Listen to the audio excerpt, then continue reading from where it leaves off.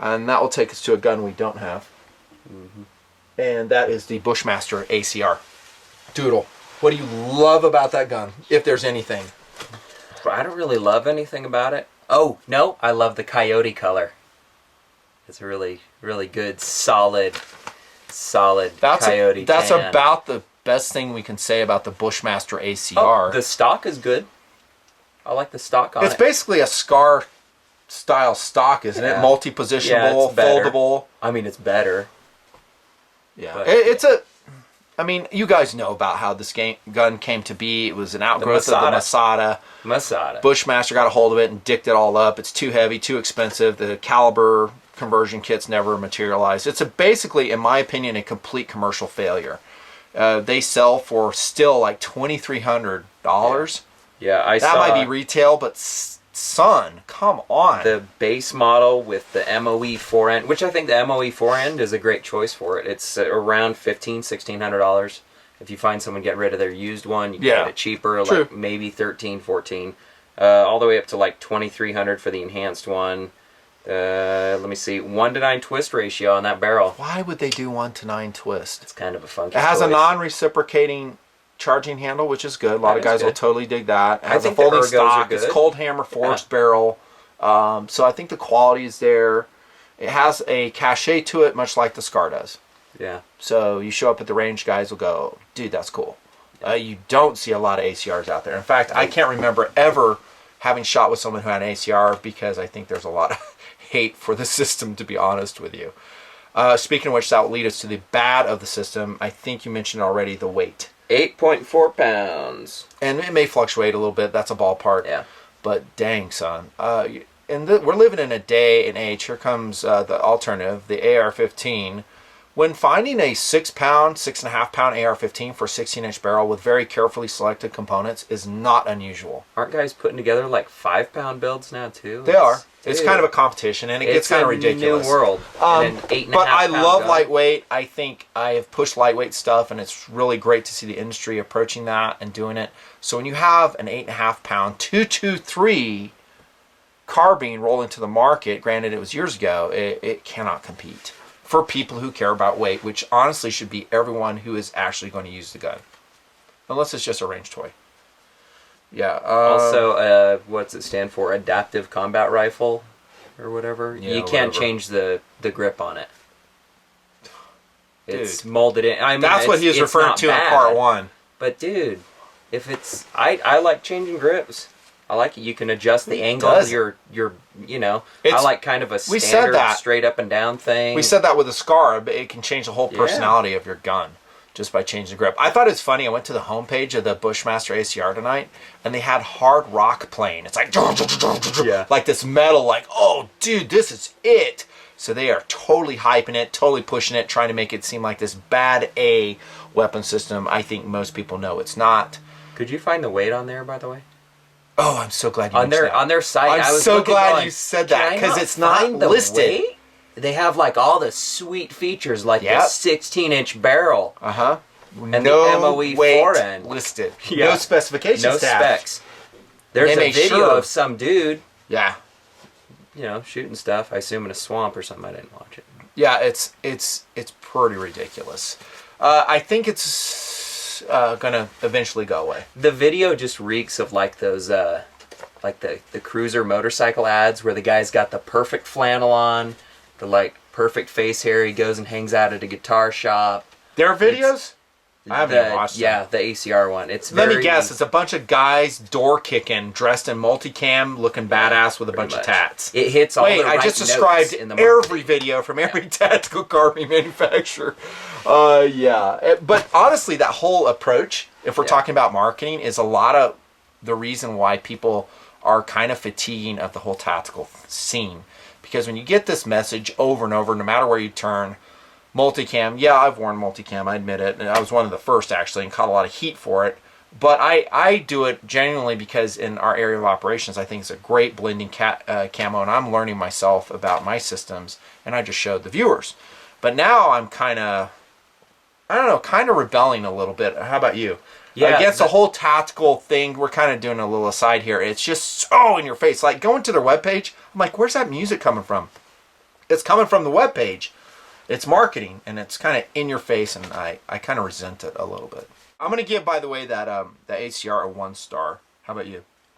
I'll give it a 2. I do like the ergos. I like the stock on it, and I think it says a lot that you can find adapters for the SCAR that let you use an ACR stock. It's probably the best part of that, again, because I think Magpul designed it. Okay. It doesn't have that dumb, like, black eye maker cheek riser that the SCAR has, where you pop it up and all it does is smack you right here. That happens with the 7.62 version. I didn't see that with the SCAR 16 because it just doesn't recoil enough. But with a 308 version, yeah, you get a little cheek bruise there. And then we're going to go to actually a total win, and we do have actually 2 of these guns here. We're talking about AR-15 alternatives. How about... oh, dude, this is so cool. Yeah. Doodle loves this stock. He was a little tiny baby when I bought it. The Mini 14. Oh my gosh. We sold one of our Mini 14s. Yes, it was the original one.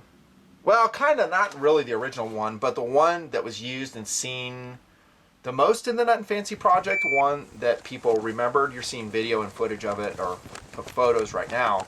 And people, Mini 14 fans, thought the world was coming to an end. Did they not? Yeah. It was a piece of project history, and I think we did kind of play a game of sentimental chicken. He said, hey, let's get rid of it. And I was like, yeah, let's get rid of it. He's like, all right, I'll get rid of it if you really don't want it. And I was like, fine, I don't care. And then as it walked out the door, we were like, ooh.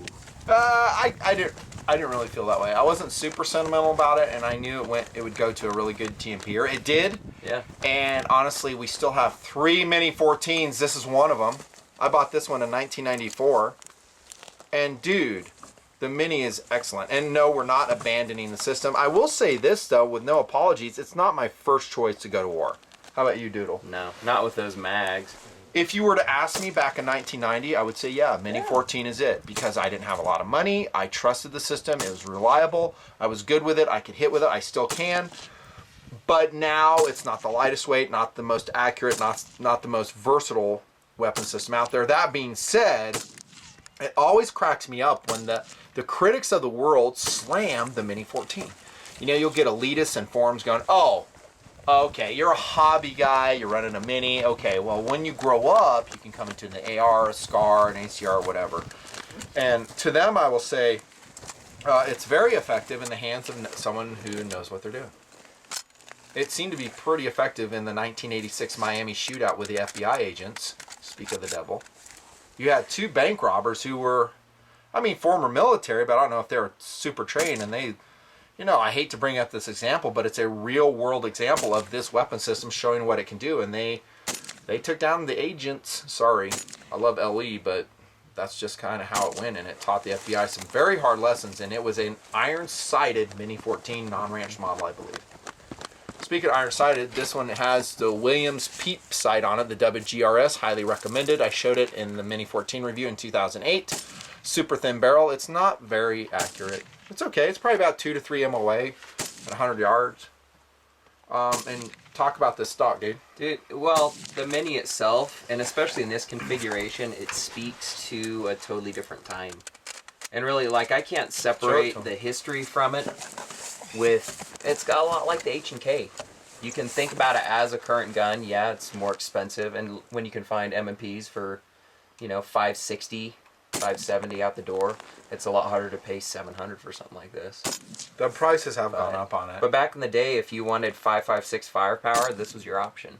Well, you had Colt ARs. They've been around forever. No one had that. You know, they were like $1,400, $2,000 back then. That was expensive. I don't know if they were that expensive back then. Again, I'm dipping into memory, but pricey. It comes from the area of like Paladin Press mail-in catalogs, and you know, Soldier of Fortune, when the gun culture was less mainstream and less douchey is the word I'm trying to skip around. But it's a different time. It's kind of, it has that rebelliousness and that kind of, it's like, kind of a hooligan. Yeah, that underground magazine type of feel. Now remember, I raised him going to gun shows and some of the tables he'd walk up, he's 4 to 5 years old, and one of the mag books he'd flip through, and we had, I don't know where it went, is the Mini 14 weapon system. The Mini 14 exotic weapon systems. It would show you how to cut it down, do various modifications on your Mini. All those old cheesy Paladin Press ones, and I think like the AC556. Dude, it was on the 18. It's just cool. 18. That's what Hannibal would just spray rounds at the back of that van without hitting anyone. Every time in the getaway, he'd jump in with a gun a lot like this. He'd jump in the back and just... With that goofy stock on it. The AC underfolding stock is so bad. It's the worst ergonomic stock. And yet, if you go to a gun broker and you find an AC5... Not AC, because those are full auto, but a GB model, a Mini 14, they go for a lot of money because they're very collectible. And there are ACs out there. I think they're... What, 15 grand or so? I've seen them before. There was a matching set. Well, an AC is full auto, so I know. It's going to be a lot more than 15, I bet. But who knows? I haven't looked at the prices. Cool. Mini 14 is still super, super fun to shoot. It's one thing that always attracted me to it. This is, of course, again, the very old non-tactical model. If you get a trigger job on it, and by the way, I saw Yoda this weekend, that is Terry at Impact Guns Ogden, still doing trigger jobs for all types of TMPers and non-TMPers. Boy, what a great trigger it turns out to be. It's very gunsmithable. There's a ton of accessories. Look at this old school, dudes. Butler Creek stock. I don't even think you can... I'm sure you can find them somewhere. I'm sure there's something. I've had this one since 1990. It's awesome. Doodle loves it. Pretty solid.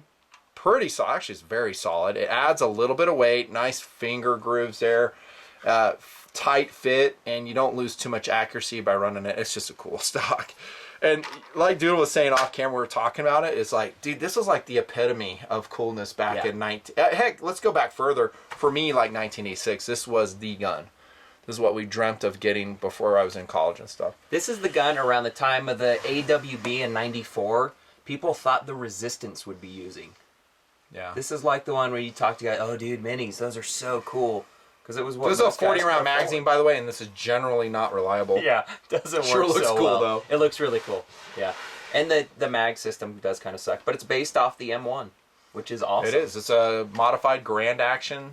And like I said, I like showing up at clinics with a Mini 14 and out shooting guys. It's kind of funny. I did that, and I've shown it on camera. Guys scoff and laugh, and again, we're getting into the bad side of things. Guys, you show up with a Mini 14, you're not going to be respected generally by the tactical elitist. They'll look at you like a fool, like, dude, what are you thinking? And I'm like, I'm thinking this. And you shoot a group like that under stress, and it's cool.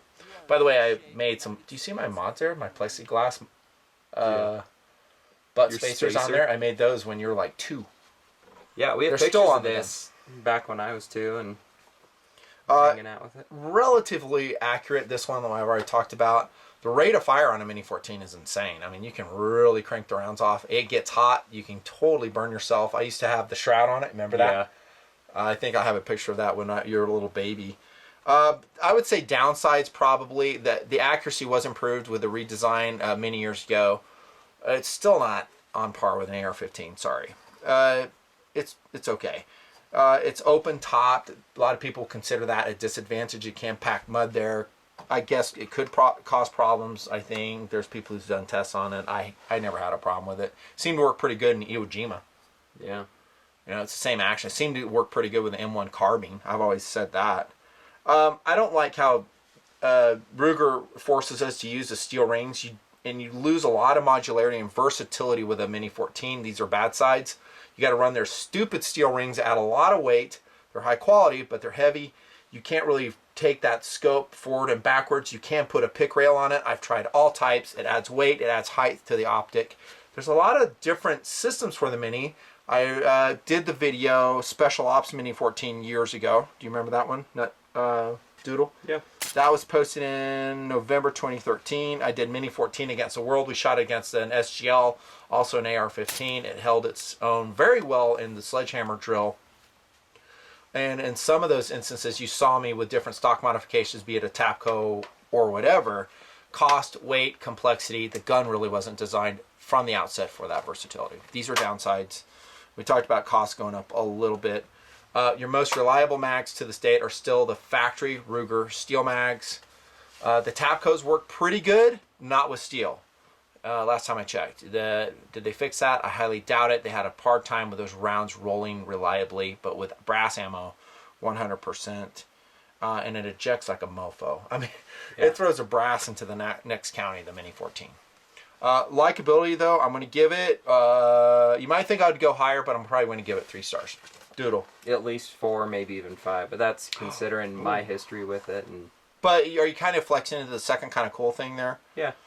Fair enough. It also comes in 300 blackout. For those of you whose favorite thing to say whenever anything drops is, I'll buy it if it comes in 300 blackout. I see it all the time, so I say, ooh, it'd be a great gun if it were in 300 blackout. Before it was, 6.8, before that, and Grendel and all that. So it does come in 300, so go buy one. And then go buy your 1,000 rounds of 300 blackout after you, I don't know, sell your car to pay for that ammo. It's expensive. I do hear reloading's not cool as though. bad. Hey, show them yours. We almost forgot. Oh, you gotta see this Mini 14 mod. This is Doodle. If you want to know about Doodle, he just has his own sense of style. I love it. This is what he went out and got, and he loves it. Go. So you've seen it take on Terminators in the Future War. You've seen it destroy bugs on, crap, what was the name? Starship Troopers. Looking for the planet name. Oh, Planet P, I think. Dude. They're hunting down the brain bug. In Starship Troopers, it was known as the Merida Mark I carbine. It also had that goofy giant scope. I can't believe he went out and got this stock. Yep. He said, dude, you got to see what I got. And I was like, that is super sucks. Awesome. And it's a total second Best cool bullpup ever.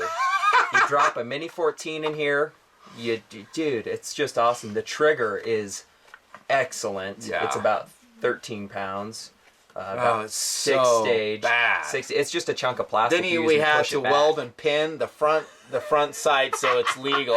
We totally burned a Mini on this. Oh my gosh. know. It does look cool though, and it's total second cool. And I'll come down where Doodle's at, and I was like, dude. And he's like this, just fondling this gun. Doodle fondles this gun all the time. You're giving this 5? 5 stars. I'm gonna deduct 3 just stars. for the trigger. No question at all. I have to pull the trigger at 8 a.m. if I want to fire by noon. It's so bad. That's a delayed It's reaction. horrible. And the sights. Show them the sights how bad it is. This is so 1980. This is what people put up with. Look at that. Look at how easy it is to see. You got a thick front post. You got a good, honest little divot there. Perfect. It takes on Terminators. It takes on flying H&Ks. Show this when you attach the scope. There was like this huge goofy rail that would attach right here. And it would literally be like 7 inches above where your cheek was. And people put up with that. They thought that was just how you do it. You want a scope, and they thought it was pretty awesome. Yep. You have to make sure, if you can see, I actually had to space it out twice on there to get the 26-inch overall. So you are kind of making a decision, although you just drop it right back into a normal stock. So awesome. He loves it. Awesome. Mini 14. Cost for this, I paid $65. Suck it. Yeah, for the weapon that Kyle Reese used to take out the Columbo Terminator in T1. Okay, likability, I'm sticking with my 3 stars. I'm sorry if I offend anybody with that, but I have to be honest with the competition that's out there. Made in the U.S. too. And here's some of the competition, which is so excellent. I reviewed this early in the Nutnfancy project, and I feel just as passionately about this rifle carbine system as I ever did. Say hello again to the Kel-Tec SU-16 series. Oh! CA series. This one is a CA. Do we have a We don't. C? Just this one. Okay, well, we're going to show you shooting footage of both versions. We've shot it a lot in TMP. Dude, I mean, what did you say earlier about this? It's the most underappreciated rifle on the market right now. Agree. The Kel-Tec SU-16, if you're, you may show up with this and guys won't respect it. They'll go, oh, okay, yeah. You've got like a garage sale gun, the SU-16.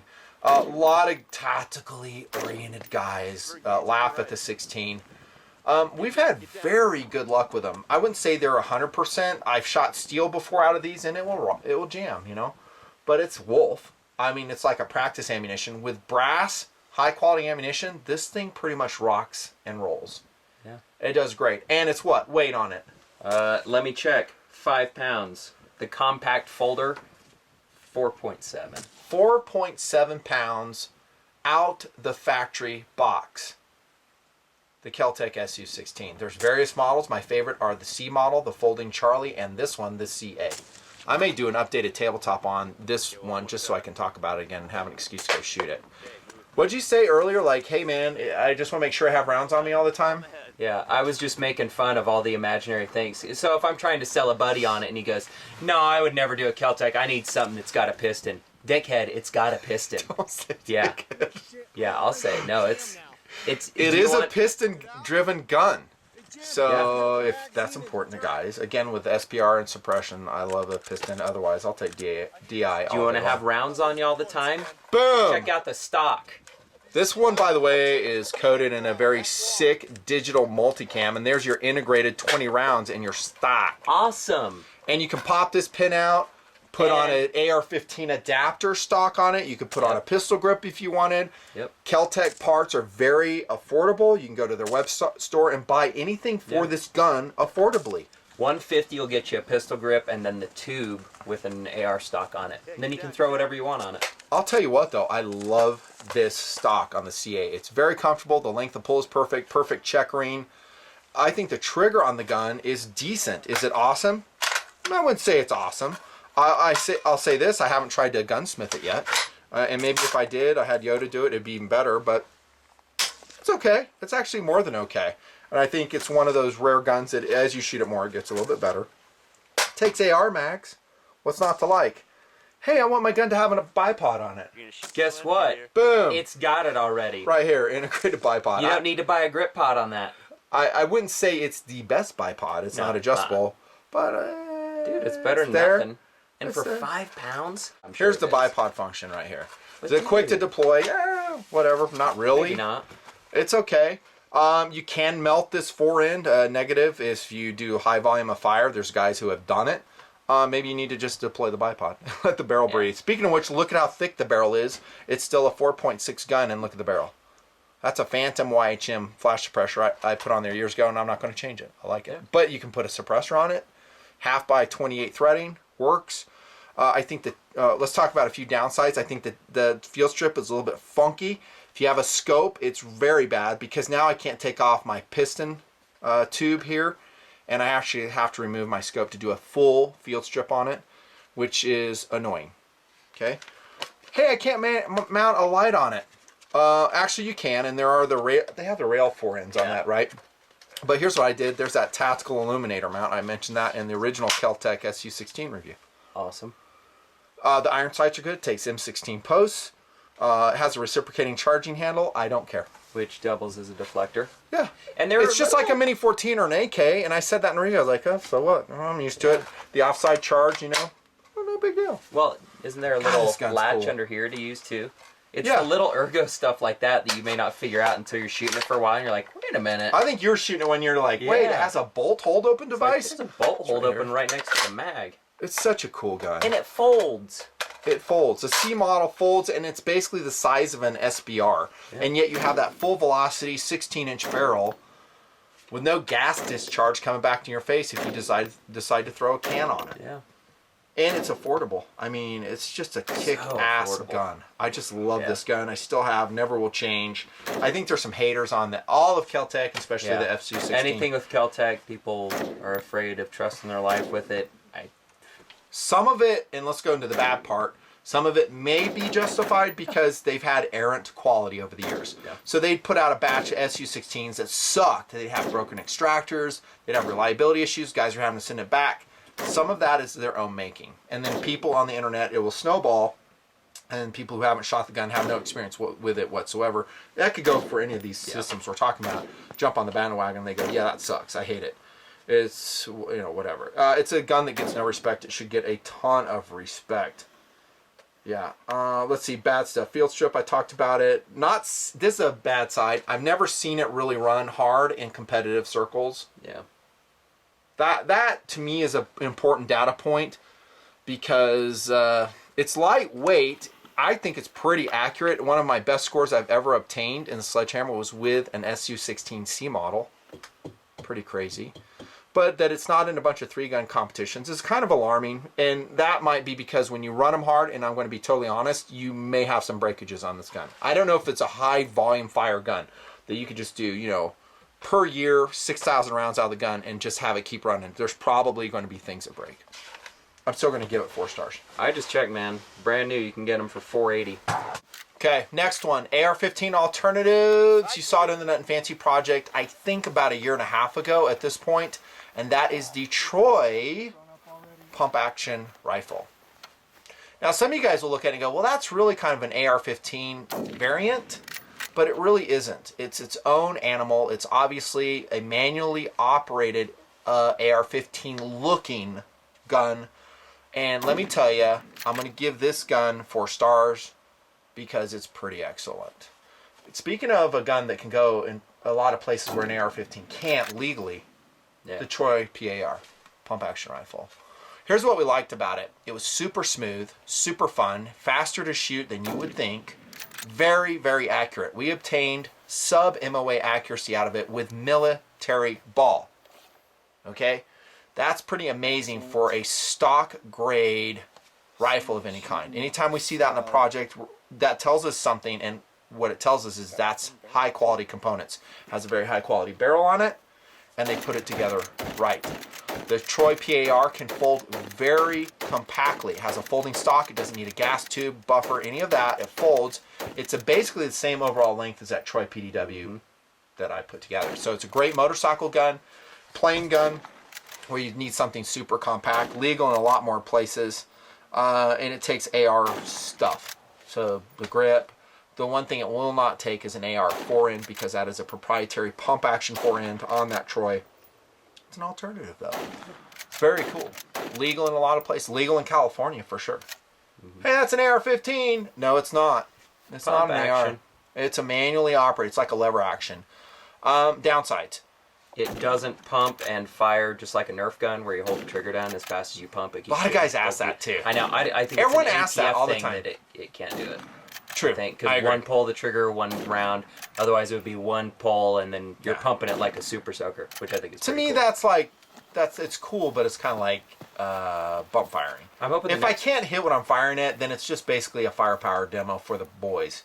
Hey, you didn't hit anything. Yeah, but it was cool. Well, I hear the next one's going to have a little derringer, just like the Nerf Secret Strike. Here so he comes. It fires that direction. You remember that? Yeah. Yeah. There's Doodle. And he is so holding back on his sense of humor, you don't even know. It's very hot in here. The idea behind that And Nerf gun stinky, was the kid apparently. would go, "I surrender," and then he'd press the button and it'd fire straight at you. One thing I didn't like about the Troy is the bulbous forend. It's kind of a fatter forend, and you can't put anything thinner on it. I don't think it's selling well enough where Troy would make a thinner front end forend on it. I could be totally wrong. I thought it still had a super short length of pull, even with the stock totally extended. It was irritating. If I owned the gun, I would probably build a butt pad spacer, but that would add length to it, just like I said in that other video. Non-removable muzzle brake on the version we tested? What the heck? It's a band state thing. Jeez. Although I That would was think it would jacked. be exempt if it's pump action. Because you talk about a perfect suppressor-ready weapon. Oh, I know. Dude, it's so quiet. It's manually operated. You could like totally eject your shell casings and take them with you. You're stuck with a stock proprietary. I'm still going to give it 4 stars. Pressing on. Gun we don't have, and I don't really care if we don't have it, is the Beretta RX Storm, also known as the Benelli MR1. I forgot that even existed. I've never seen one. Actually, I take that back. I have seen one before, and here's what I said when I saw it. Yeah, really. I was just like, okay. Honestly, this is what I said. I didn't go, I was like, when I saw it, I was like, what the hell? I have to like look it up. I was like, why? What? One thing, let me talk about the good. I'll get to the bad. The good is this. From what I know, it's very light, 7 pounds. Okay, it's made in Italy.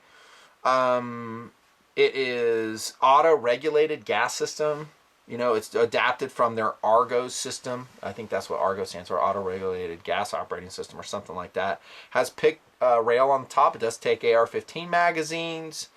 It came out about 2005, and it flopped shortly thereafter. It never caught on with the shooting market. There are some fans of it that love it. They think the RX-4 Storm and the MR1 by Benelli, basically the same gun, is excellent. And it could be. I could just have a bias, and I totally admit that when I got if I were to get one in hand and test it, and maybe someday I will, I could come up with a different impression. Well, I didn't know we could talk about expired crap.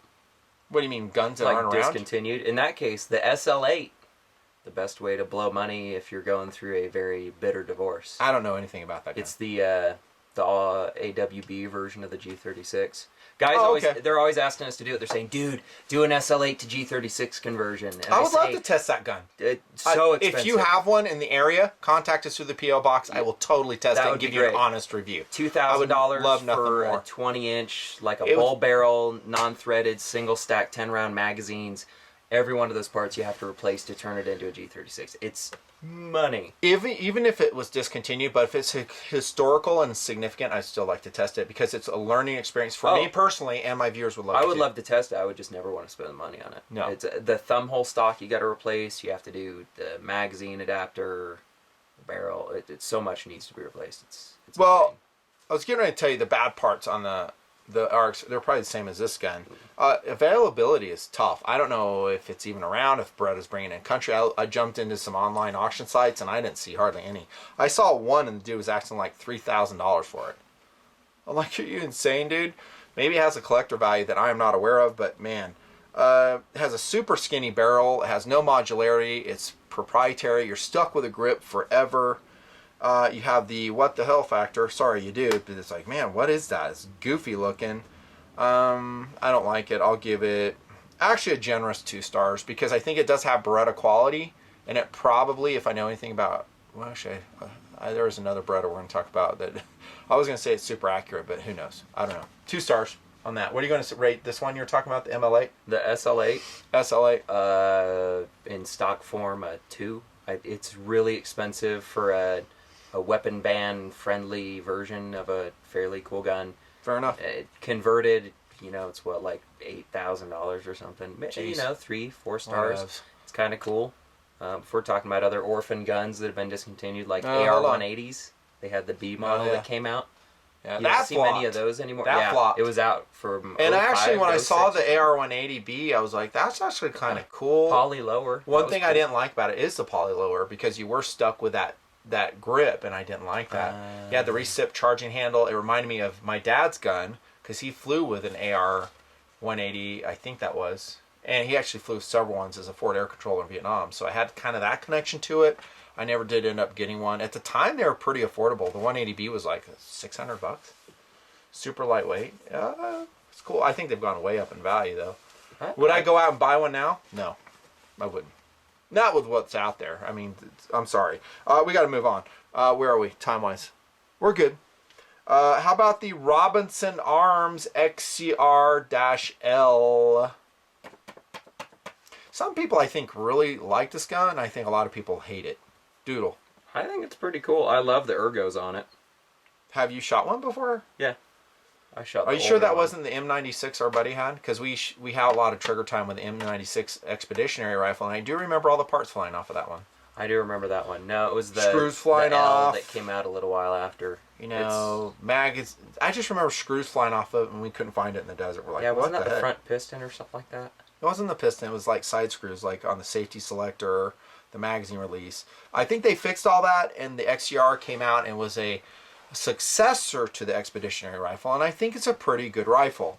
I think it is pretty accurate. I think it's very reliable. I do think, however, it represents more of a previous generation approach to tactical carbines. Has a metal forend on it, which makes it relatively heavy. Robinson went back after all the criticisms, me being one of them, of it being so heavy, and they go, well, let's make the barrel thinner. And that's what they did. They slapped a pencil barrel on it. They didn't change the front end on it. And it comes at what, like 7.5 pounds completely naked? Yeah. Which is okay. But it's a pencil barrel. It's not too bad compared to the ACR, which is about a pound more. Yeah. 7.5 pounds. It's established. I think they've perfected it. I mean, all the breakages, I think they've got, they've fixed. It's a piston run gun. Some guys, again, will love it. There are caliber conversion kits available for the XCR. So I think that whole aspect of a tactical carbine is completely oversold. Guys will talk a big game about caliber conversions, but when you ask them if they actually have a stock up of the actual calibers they shoot, they will go no. Some do. Some do. But why don't you just make a consistent carbine system? I'm going with 5.56. Or if you're a 300 blackout, 6.8 guy, go with that. Yeah. Why have a huge amount unless you're going to hunt with 6.8 and then shoot with 5.56? That makes sense. If you have a system in Hog place. hunting with a 300 blackout makes sense, and then practice with 5.56. For us, though, the idea of a caliber conversion just doesn't make as much sense because you can't, like, let's say, grid down situation, you can't arm your neighbor with a caliber conversion. I can't go, here, man, it's a 300 blackout barrel. Just find, you know, the rest of the gun. You're good to go. I'm using the original, though, so good luck. I can freaking arm him with a Mosin Nagant and 100 rounds in a bandolier, though. Enjoy. Hey, I want something better than this. I'm like, dude, you didn't prepare. You're lucky you even have this. Yeah. It really depends on the price, though. Some kits are cheaper, some are more expensive. If the price difference between that and a full-on, you know, receivered firearm is less than a couple $100, I'm probably just going to get a whole new gun. Yeah. Is that your mom calling? I thought I heard. There's not enough oxygen. You have your shoes off. You're just pumping ass air into here. I can't do it. It's so bad. The stock folds the Robinson Arms XCR, which is a big thing. That's cool. It is cool. It has AR and AK elements designed into one. I think they did a very good job of creating a very reliable system. What I wish they would do is just get rid of that forend and completely either put a carbon fiber forend on it, light it up, thicken the barrel, flute the barrel, come in at about a 7 flat weight, and I think it would sell a lot better. I don't remember exactly how much metal there is on the receiver, but I It's think a lot. there's a lot they can chip away. It's a lot. They could kind of get aggressive on that. Yeah. I'm going to give it 2 stars. I'm going to go 3. Okay, cool. Everyone that I've met that has one really likes it. Yeah. I mean, I love the battery of arms on it. I think that the ergos are cool. And I could be totally off in that I shoot it again, and then I go, you know what, this is better than I remember. I have not shot the next gen, and I'm totally open to changing my rating and going, you know what, I was wrong about this gun. Maybe it's a prejudice, and we got to press. How about when Kel-Tec brought down the RDB alternative to an AR-15? Would you go buy that gun? Maybe. That's a long pause to think about it. Yeah, what did you not like about it? Let's start with the bads on this one. I wasn't in love with the mag release. If you look at the Tavor really does a bullpup mag release right. It's pretty much in the place you'd want it to be. It's springy, it's easy. See how big it is? It's not like a little tiny paddle. You hit it, it's positive. I love that. You know, and the RDB is a little tiny square thing, and it's harder to hit for me. But. Reciprocating charging handle. Yep. Some guys will think that's a big deal. Here's the base, and I don't know if I've ever said this. When the charging handle is on the forend, I care about it more.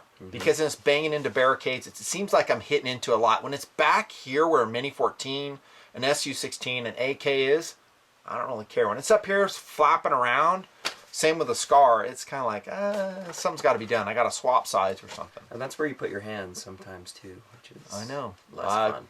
I do it. I get my hand banged around up there. The RDB in our shooting jammed. And it kind of gets back to what we said about the Tavor. So you have a new system like the RDB comes out. It's going to take some years for it to get perfected to where it's running 100%. Now, we pretty much think those were magazine-related jams, but still, it kind of left a bad taste in my mouth on it. I was just like, oh, I'm not super stoked on this. It had kind of a weird shooting dynamic. I felt like I'd pull the trigger, and it was like a kerchunk. Like, pull, kerchunk, pull, kerchunk. Maybe that's just me though. On the good side though, and there are some very good sides about the RGB. Bad side, unicorn factor. Hard to find. In fact, I haven't seen one yet, and they have promised it for years, and it's still delayed. What do you want me to tell you? Hopefully they're getting every bag working in it now. It is a bullpup, so that's a good thing and a bad thing. We talked about that with the other guns. It's very compact, about the same overall length as a lot of SBRs, but with a full-length barrel. Yeah. That's cool. I think the list price on it is okay. What is it, like? 1,500 MSRP. Okay. So the Cynics will say it will drop at street value of 2,300 maybe. No one's going to pay $23 for that. If they do, they're crazy. That's why. I mean, there's so many. I'd get a Tavor over that any day. It's lightweight though. It's 7 pounds, so it's basically a pound lighter than a Tavor. That's excellent. For a 17-inch barrel too. It has a good trigger on it for a bullpup. Yeah, Kel-Tec I really like that. Really spent a lot of time for the trigger. On the trigger for it, it seemed accurate. I didn't really do official testing on it, and it's suppressible. I'll give it actually 3 stars at this point. That's kind of generous after having seen it had some reliability problems. Would I buy one, Nutnfancy? If you ask me, at this stage, I will give you a no. There's honesty for you. I would wait until it's ironed out and you make sure that it's good and you see some reports of people who've done it. While we're talking about funky bullpups that may or may not exist, how about the new Bushmaster M17? Talk to them about it. I think K&M is the company that's doing it. They're reviving it. It's coming out. It's going to be a little bit better. It may already be shipping, but I know they're coming out with like a 308 and 300 blackout one. Those haven't been released yet. Could be awesome. Supposedly it has a great trigger pull. It uses a lot of AR standard parts. Talk about people who are jumping on the bandwagon, though. They see the Tavor, the success of the Tavor. I think it came out before it was released, though. Well, the original one did. Yeah. The original Bushmaster was out there forever, and it was discontinued because no one liked it. Mm-hmm. It was super heavy. I remember holding it in the 80s going, this sucks. I don't want one of these. And I just didn't see an advantage to it. It had a full metal aluminum chassis on it, big old thick barrel. The optics were mounted super high. All this is dipping into memory. I don't even remember, but I don't. But maybe this new one's better. It's going to be super light. The optics are lower. Good trigger. The competition's fierce. It's good for you guys that don't want an AR-15 because we've covered some really, really excellent alternatives. Some are more expensive. Some are more affordable. But if you don't want an AR-15, if you haven't figured it out by now, dude, you haven't been looking very hard. Because they're everywhere. Kind of like, and he loves this gun, the FN FS2000. Yep. Give it a star rating right out the gate. 3. Whoa, I thought you'd go higher than that. That, whatever gasket they put in that mag well to keep dust out or something, it makes your reloads so much tougher than they need to be. Would you rip it out? Just rip those rubber flanges out? Definitely rip it out. However it is, it makes it like a kindergarten lesson in patience. You got to press the button, start pulling, keep pulling. Now it's free. It's too much hassle. I love the ergos though. I love that FN funky thumb hole grip thing. Fits my hand well. I hate the you stock. hate it. You think it's too thick. Stock. Love it. He loves it. I think he also loves the P90, and that's a P90 Love stock. the P90. It's a second kind of cool thing with Doodle, though. There's a TMPer that brought in our get-together a P90 variant, his SBR one, and he was getting total wood on it. Super. And I'm over there signing and engraving. I'm like, dude, he's really into that gun. He's like, oh, dude, we got to get one of these. I'm like, it's kind of like what I said about 300 Blackout. And I said this in 2008 about 5728. Yeah. It still hasn't dropped down in price. It's a very expensive round. It doesn't do anything the AR-15 223 does. In fact, it's less effective, more expensive. Not super interested. Subject to change. I still may review it someday. I didn't mind the trigger too. What? Yeah. Oh wait, let me see if I have that. Yeah, and the battery of arms, the charging handle on it. I liked it. Actually, I have the trigger. It's not super awesome. You liked it so you started with bad, so I'll say it's goofy. We're talking the FS2000. Some guys will totally love it. That's cool. I didn't like the safety selector. The magwell flaps you mentioned. It has no last shot hold open. Yeah, that's really bad. Hello? That just to me just baffles me. It has a thumb hole stock. I think malfunction clearing on an FS2000. For me, not being totally proficient with a gun, I guess, is a little bit more complicated. I'll be showing you photos and video of us shooting it. When I looked at my notes on that gun, I was surprised at how many good things there are about the gun. I just covered the bad, but the good actually outweighs it tremendously. First off, it's very cool looking. It's a video gamer gun. The millennials totally know it. They love it. It garners a lot of attention if that's important to you. Has the upsides of a bullpup. Short overall length. Awesome. Cold hammer forged gun. It's a piston run system if you like that. Non-recip charging handle. Easy adjustment. I said. I forgot what that was about. Some guys were totally stoked on it because the early serial numbers would take full auto trigger packs. I talked about that in a review. It's very ambidextrous, the FS2000. The BUIS is included. Some of the other guns we're talking about, they are as well. It's really good for suppressing. It's only 7.6 pounds naked. That's okay for that generation of gun. It was kind of ahead of its time. Now we're seeing lighter. It was 1 MOA accurate out of a bullpup. That is impressive. The Tavor approaches that, but you got to shoot very carefully with ammo it likes. Has a very simple field strip, and it takes AR mags. I will stick with my 2 stars. AR mags, though, you're stuck with GI. And if anything, all these guns have taught because us, it doesn't like PMags. Yeah, if you're building a collection of different guns, buy Brownells, man. Brownells GI mags, they seem to work in the most different platforms. Love them. You know, any GI contract mag will work. You know, C products I've had great experience with. There's so many great magazines out there, and we're out of time. Sweet. That's part 2. Really fun series of videos. If Doodle would stop farting, they'd be funner. I apologize for that. This is into part 2 of alternatives to the AR-15. We'll pick it up in part 3. So many more too. We'll see if we can get some airflow in this place. Kind of reeks.